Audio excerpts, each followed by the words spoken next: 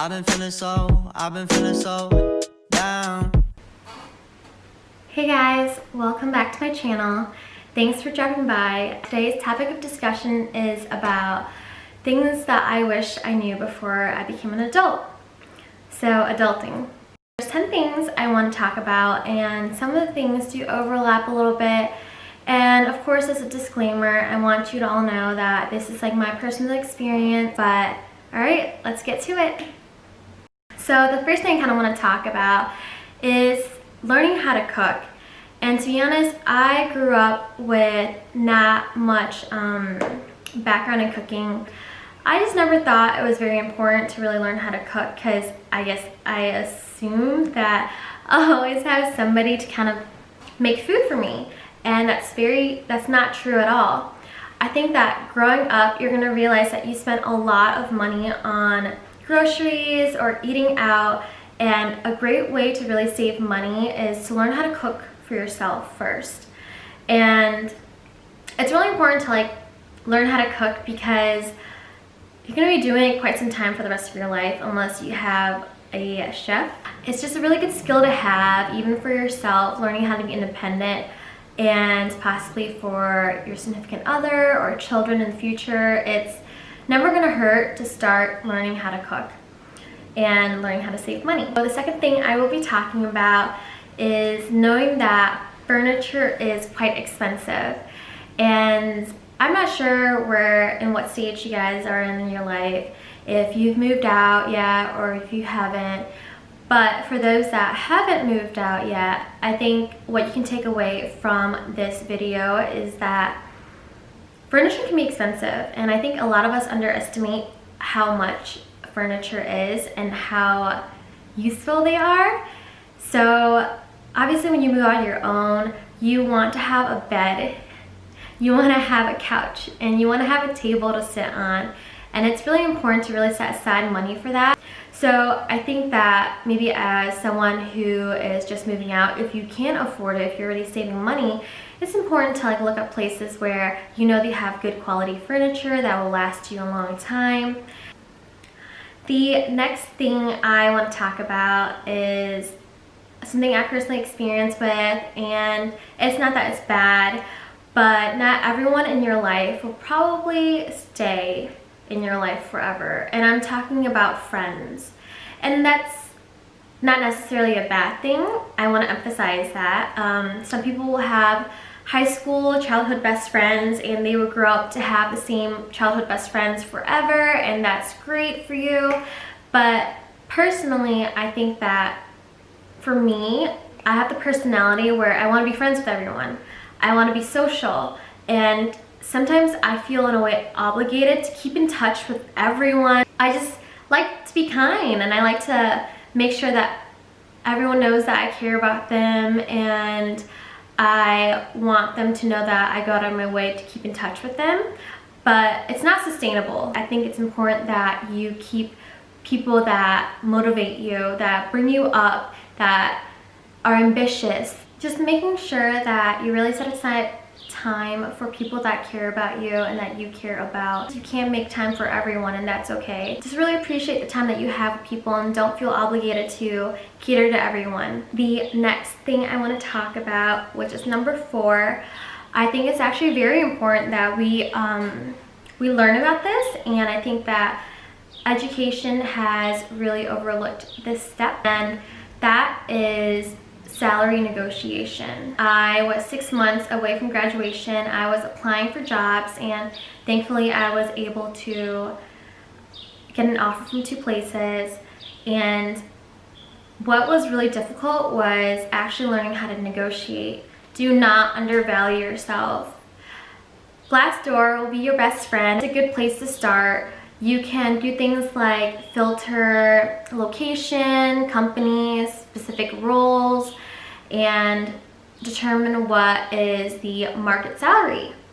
And I don't think that I ever learned that in school, and it really did hurt me when I got these offers because I was downplaying my value. And in a way, I had an experience with HR recruiter, and I am confident that they basically peer pressured me to get a lower salary. So to get some background in it, I got an offer and I requested $4,000 more than what they offered, and it was just the tone and the way that she spoke to me. She was like, "Are you sure?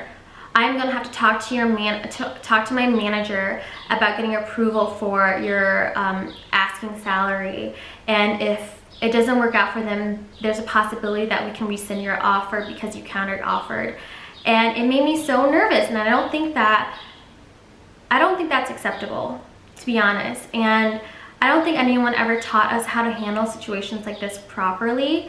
So in that moment, I was so peer pressured and I was so nervous and anxious that I was like, all right, I will take $2,000 more above your asking price. And it wasn't necessarily in those words, but it was because I felt pressured and I felt like I was not gonna get my offer. I felt cornered in a way. And my advice to you, if you are graduating high school or college and starting your own life and applying to jobs, for salary, I recommend you talking to a mentor at least before, if you can. But for me, my general rule of thumb is that always ask for $10,000 more. And just be confident in yourself, because the companies want you just as much as you want them. That is why they offered you a job in the first place. HR recruiters come in with a range of what they can offer you. And oftentimes, if you don't ask, you are getting lowballed. You're getting lowballed. Don't get taken advantage of. Ask for more. And if anything, they'll say, "Oh, we can't do that, but we can do this." And that is still better off than what you were offered initially. If you have other questions about it, feel free to shoot me an email. The next thing I want to talk about is appreciate your free time while you're young. Your life is only going to get busier, to be honest, and it's just really important to be productive and utilize the free time that you have. And I'm not saying, because I do this all the time, I'm not saying you shouldn't relax or Netflix. I'm just saying be productive about it. You know, you have all this free time. Sometimes I wish I started YouTube earlier, because I had so much more time before than I do now. I really wasted some of my time just sitting at home not doing anything. So just really appreciate the time that you have as you're young. Leading on to my next one, this is, I guess, a little different, something that I did want to talk about because I'm sure that everyone will eventually experience this in their lifetime, and what I'm talking about is a heartbreak. And the reason why I bring it up is because we're taught to really love as a child, you know? We're taught to kind of, well, most of us look up to things like marriage and having a family. And I don't think anyone really prepares you, besides maybe your best friends or your parents, for a heartbreak. I knew that heartbreaks existed, but I didn't know what it felt like. And I honestly felt like it was the world against me when I was going through my breakup. And I want you to all know that it's normal. It's normal to feel like you're alone. And I'm here to tell you, it will end.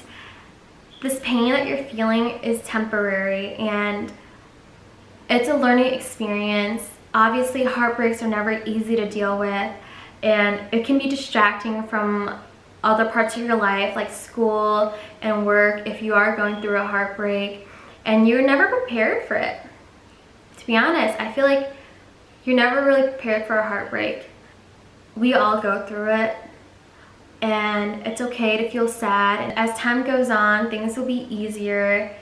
Just keep your head up high and know that you're one step closer to being with the person of your life, and there's so much to learn from it. So really embrace it. The next thing I want to talk about is sometimes you will have to make decisions that are hard. And I think as a child, we're very protected and we're never really put in a situation where it's like a this or that situation. And I think like when you grow up, this becomes more common as you get more responsibilities in such things as financial problems or for work or your career choice and whatever you want to do or whatever you love, or picking between two evils or two good things. Tomorrow's my last day and I've been feeling very conflicted with my job because I graduated in finance and I don't think I'm very passionate about finance. I don't really see this as what I want to do for the rest of my life. And in a way, I think I was just beating myself up for being 24 and not necessarily knowing what I want to do for the rest of my life. But it's important to kind of take away that I am only like a quarter way through my life, and it's normal not to really understand what I want to do yet. And I think that we all have the expectations that we finish high school, we finish college, and after that, like, we know what we're going to do for the rest of our life, and it's normal that you don't. I think it's just been really difficult. It was between picking a job that I got paid well but not necessarily loving it, or taking a job that's a little bit less pay and really loving it.